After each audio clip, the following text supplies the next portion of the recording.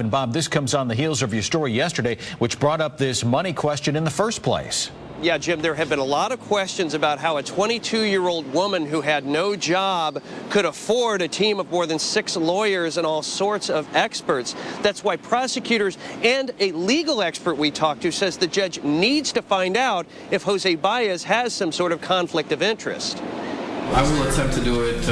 Jose Baez and Casey Anthony filed sworn statements this month assuring Judge Stan Strickland that Casey did not give Baez the right to sell her story. Baez said he does not have a conflict of interest. A retainer agreement, by definition, implies that she paid him money up front or in advance of the case. Baez and Casey both also admitted that they had entered into a retainer agreement. Criminal defense attorney Richard Hornsby says that the state has a legal right to know if Casey paid Baez with money she stole.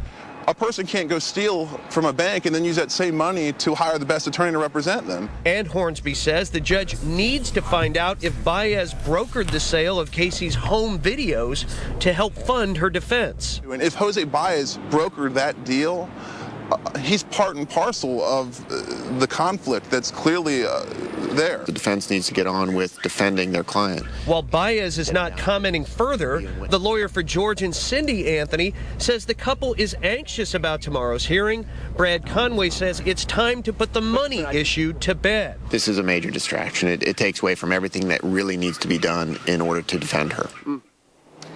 Now, his spokeswoman says that Baez will not comment on this hearing being scheduled tomorrow morning, except to say that he spoke in that sworn statement a couple of weeks ago. And here's the overriding issue. The state is afraid that if there is some sort of conflict of interest on Baez's behalf, it could lead to this very expensive prosecution and trial having to be done all over again.